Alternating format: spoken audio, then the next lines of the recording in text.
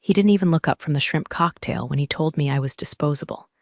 Anyone who thinks they're indispensable, he said, swirling gin in a company-branded tumbler, shouldn't wait for the new year to be humbled. HR chuckled beside him. Tight red dress, clipboard like a blade. The words hadn't even finished echoing through the banquet hall before I understood. The layoffs were already chosen. This wasn't a warning, it was a eulogy. They were reading mine with a glass of Veuve in hand. I sat across from them, still wearing my promotion smile. My name was engraved on the holiday gift boxes this year. I'd signed the Tesla regional launch, revived a dying skincare brand with a TikTok campaign that got picked up by Good Morning America. I wasn't just indispensable, I was the reason the lights were still on. So why was HR looking at me like a scratch-off ticket that came up empty? I raised my glass slowly. To reinvention, I said, my voice like winter pavement, dry, cold, a little cracked. Nobody clinked. Back at my table, my assistant Morgan leaned in. You okay? I smiled, sharp, absolutely. Just realized I forgot to cancel my silence. The party blurred, stilted dancing. A DJ who kept saying, let's make some noise, like we weren't watching careers burn behind cocktail napkins. I slipped out before dessert. By the time I hit the parking garage, my hands were already moving. I still remembered how to move in the dark, years of pitching under pressure, surviving male mentors who called me kiddo while stealing my decks. First, I sent a single-line text to a number saved under Do Not Use Unless on Fire. You still want Meridian? Then I called Sasha. Not Sasha from legal. The Sasha. The fixer. One who once got a startup founder out of an SEC chokehold using nothing but a cappuccino and a leaked internal memo. Sasha, I said, I need to be untouchable by Monday. A pause. Tell me who to make bleed. HR and her puppet. I didn't go home. I drove to the W Hotel and paid for a room in cash. My thumb drive was in my purse. On it, 2 unreleased campaigns. One for Meridian Hotels, one for a Japanese pharmaceutical giant. The company told me to stall because we don't want to look too desperate overseas. Funny thing, desperation smells a lot like ambition when it's in the right suit. At 2:14 a.m., I got a response from the number. Breakfast. 7 a.m., wear blood. I shut my laptop, turned off the lights. Laid there in the dark, heart hammering like a loaded gun, already aiming. They thought they were planning my funeral. Forgot I bury fast, and I don't bring flowers. By 6:52 a.m., I was already seated in the Ritz dining room, black wool coat draped over the velvet booth like a body bag. Hair slicked back. No makeup but eyeliner sharp enough to open arteries. Across from me, Delia Langston, Chief Brand Officer of Meridian Hotels, and the kind of woman who makes grown CFOs sweat through Tom Ford, sat nursing a black coffee and the kind of stare that usually precedes lawsuits or mergers. She didn't say hello, just raised a brow. I slid the thumb drive across the table like it was evidence.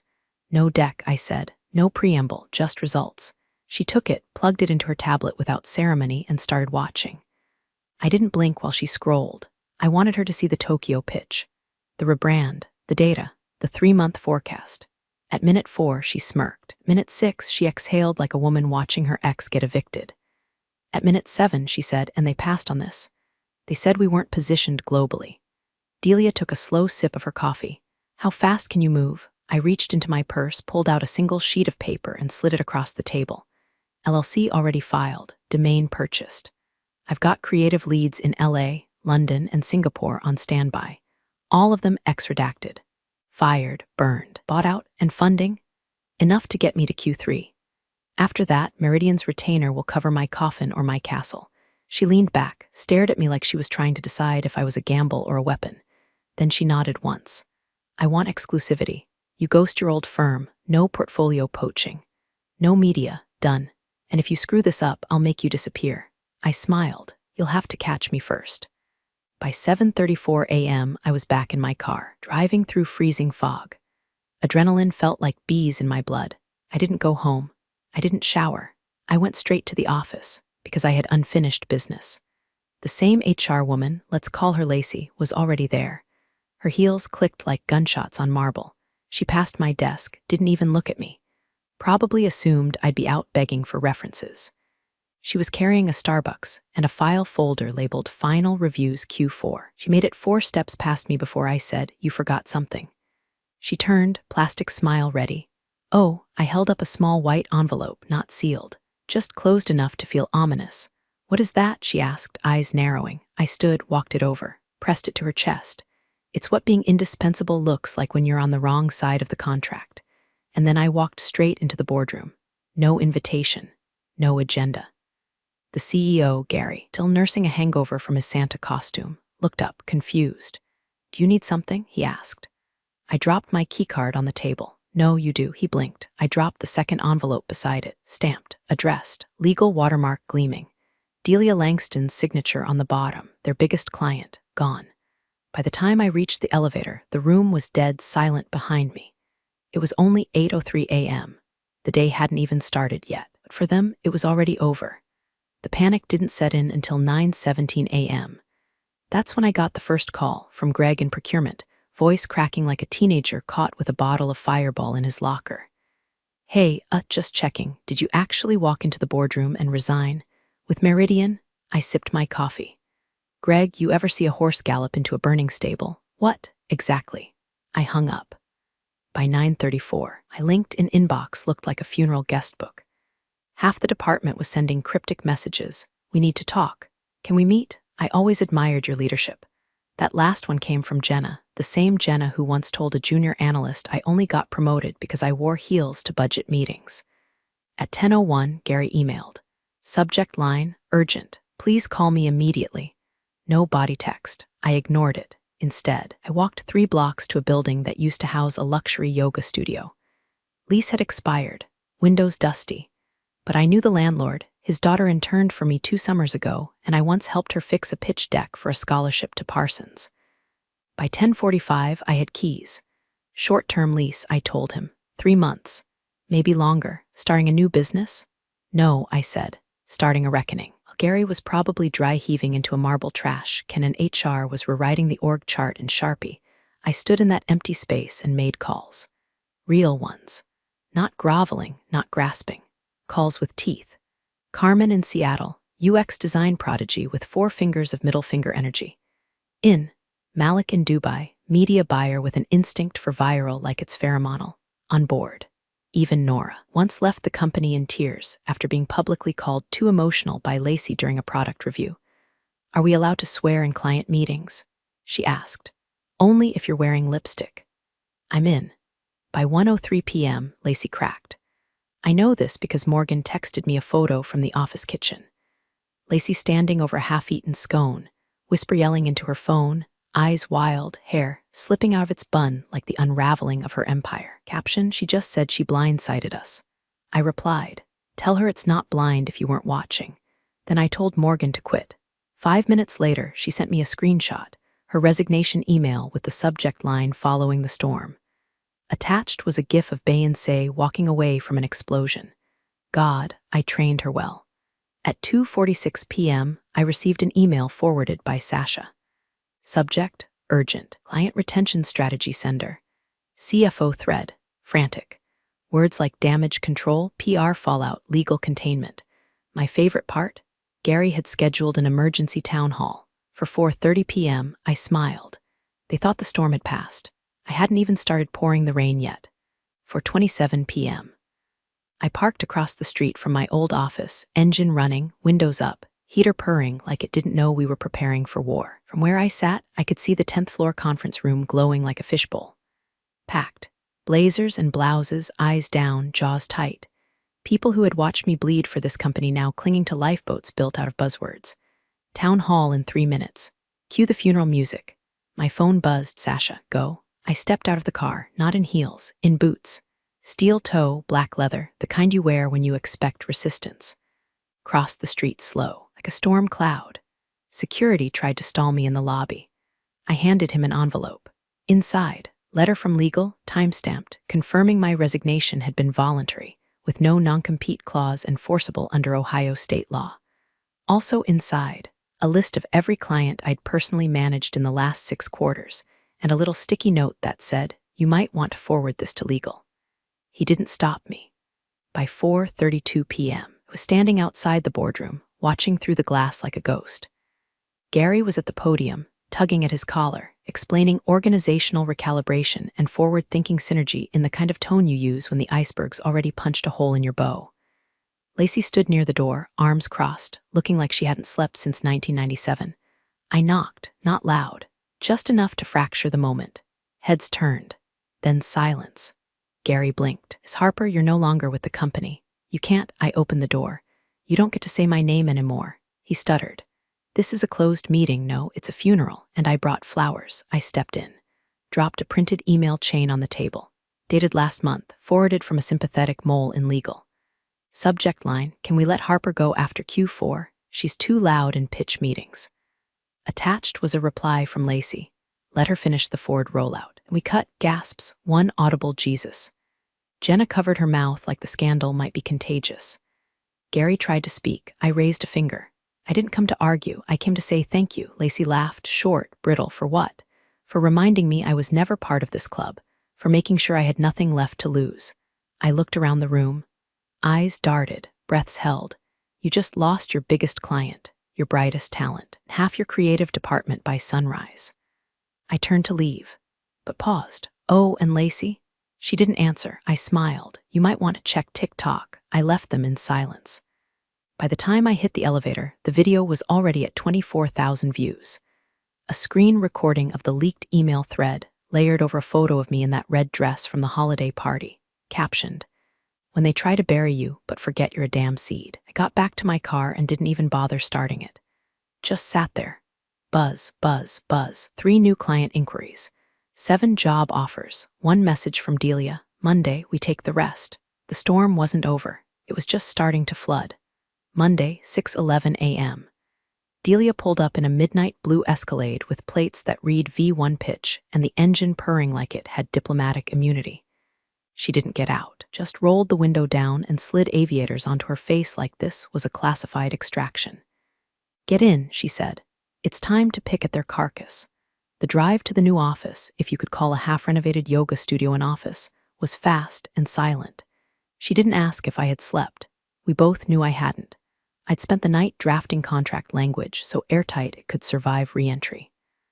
Our first official day, and I already had 3 NDAs signed, 4 creative proposals out, and 2 recruiters on hold with resume filters set to wounded and brilliant. She parked out front, cut the engine. Your move, she said. Inside, the place smelled like drywall and destiny. Folding tables, a whiteboard with yesterday's caffeine fingerprints, and on the floor in the center of it all, a stack of printed resumes. Names I remembered, some I didn't. All of them exiles. We called the meeting the gathering. Not an orientation. War Council, they came, one by one. By noon, 15 of them, all casualties of the Lacey Gary regime. Why now, someone asked. I looked around. Concrete floors, peeling paint, dreams still duct taped together. Because they forgot who we were, I said, so now we remind them. And then, almost like clockwork, ding. Malik, our media whisperer, stood. We've got movement. He pulled the feed onto the projector. Gary, in front of a mic. A press junket, probably meant to ease shareholder anxiety. A soft PR cleanse. We're excited about new directions. Our team remains strong. Miss Harper's departure was voluntary, Delia muttered. Mutually beneficial, Gary continued. Then came the question that turned the air in the room solid. What about the leaked emails accusing your team of targeting a female executive for removal post-major client acquisition? Gary froze, visibly. We don't comment on internal. Reporter cut him off. Would you like to comment on the hashtag currently trending number 3 in the country? #Harper effect. The room around me erupted. Morgan, now officially on board, grinned like someone just gave her a tank. They're calling you the pitch witch, in a good way. I blinked. That doesn't sound like a good way. No, she said, typing furiously. It's delicious. By 3 p.m., I was booked on Morning Brew, Fast Company's podcast, some upstart YouTube show hosted by a guy who looked like a retired magician, but had 2.7 million subscribers. At 5 p.m., Sasha sent a file. Subject, unraveled contents, confidential memos, panic forwarded between Gary, Lacey, and legal, all timestamped within hours of Friday's implosion. One line stood out. If she has meridian, we're bleeding. And bleed they did. By 6:30, I got a text from a blocked number. You made your point. Let's talk. I stared at it for a long time. Then I replied, I'm not done making it yet, and pressed send with the same finger they used to point me to the exit. Tuesday, 7:42 a.m. Lacey showed up outside my new office building like a door-to-door regret salesman. No appointment, no shame. Just a camel trench coat, oversized sunglasses, and desperation bleeding through her foundation. Morgan spotted her from the upstairs window. Guess which ghost decided to haunt us? Let her in, I said. I like my apologies in person. Lacey stepped inside and instantly recoiled at the exposed beams and scent of ambition. The walls weren't finished, but the energy, palpable. Screens alive with edits, voices pitching, espresso machine hissing like it was caffeinated with revenge. She tried to smirk. So this is your operation? I leaned against the front desk. Welcome to the aftermath. She didn't sit, just hovered like a bad Yelp review. I came to offer a mutual benefit. I motioned for her to continue, mostly to enjoy watching her squirm. Gary's unraveling, she said quickly. Board's talking restructuring. He's looking for a deal, a way out. Quietly. We were wondering if you'd consider easing off the gas. I asked. You mean the people who drafted my exit before I'd even finished saving Q4? Lacey didn't blink. You got what you wanted. Humiliated us. Taken our biggest client. What's left to prove? I leaned in. That fear is a better motivator than loyalty. That no one gets to erase a woman and walk away with a bonus. She flinched. Look, there's chatter about an offer from whom the board, a buyout. They're thinking, bring you back in, as a consultant, rebrand it as reconciliation. I stared at her, then walked over to the whiteboard. Scribbled a single word in bold black ink. No. Why? She asked, arms crossed tight enough to bruise. Because when a house is built on rot, you don't remodel. You burn it down and salt the ground. Lacey stood there, lips trembling behind gloss, eyes darting like she was scanning for an escape hatch. Then she tried the last card in her dusty little deck. They're planning to blame it all on me. Gary's already drafted a statement. Of course he did, I said. You taught him well. Silence. I was trying to survive, she whispered. I stepped closer. So am I. The difference is, I don't eat the women next to me to do it. She left. No handshake, no deal. Just the soft squeak of defeat on polished concrete. By 11 o'clock a.m., Gary's press release hit the wires. In light of recent misunderstandings, Miss Harper has been invited to serve as an external advisor during our transition. Morgan walked over holding her phone. You want to tweet something? I took it. Typed. Funny. They said I was replaceable. Now they're trying to license the replacement. Hash pitch which hash Harper effect retweets came in like confetti. Comments ranged from Queen Energy to her silence has a kill switch. And then Delia called. 2 more clients want a walk from your old firm, she said. They want in. But they want a show of strength. I already knew what to do. Get me a venue, a camera crew, and a stage. Title, she asked. I smiled. The Resurrection Tour. Because if they wanted a show, give them a damn crucifixion. Friday, 6 o'clock p.m. sharp. They held it in a converted warehouse in Columbus, exposed steel, black curtains, enough lighting rigs to make it feel like either a tech keynote or a public execution. My name wasn't on the promo. Just a hashtag, #HarperEffect. No press list. No live stream. Just 50 chairs, 25 of which were filled with the most powerful CMOs in the Midwest. The other 25, ex-clients of my old firm. People who had already pulled their budgets. People who had paused, waiting to see if I'd swing or fall. I walked out to no music, just footsteps, and silence that snapped like a rubber band. Behind me, a projection screen showing only one image, Gary's quote from last quarter in 72-point font. One person doesn't make a company, especially not in heels. First words out of my mouth, let's test that theory. The next 20 minutes, I laid out our platform. A lean branding collective with global reach, built not on hierarchy but velocity. Contracts structured around performance, not politics. We called it Signal North. I didn't smile once.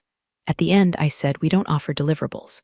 We deliver outcomes. If you want polished decks and bloated agencies, you know where to find them. If you want fire, welcome to the blaze. Applause, not polite, not performative. Hungry. Delia stepped out after me, took a handful of private meetings in the green room. And by 8:30 p.m., we had 5 signed letters of intent, including a legacy CPG account that had once told me I was too aggressive for Midwest sensibilities. Midwest just got louder. I was halfway through a celebratory gin, and tonic when Morgan barged into the dressing room, eyes lit like someone had confessed to arson in a live interview. Need to see this? She held up her phone, a leaked audio clip from Gary's office. It's not about performance, it's optics. You give a woman that kind of power, they start thinking they own the room. My heart didn't pound, it slowed. The reporter's voice followed, so the emails weren't just strategic. Gary, she was never supposed to stay. She was bait, to draw in clients, then pass them off to someone who could manage the relationships properly. Silence. Lacey's voice, you mean a man. Exactly. The clip ended. By 9:00 p.m., it had gone viral. By 10:15, Gary was trending #1 in the country.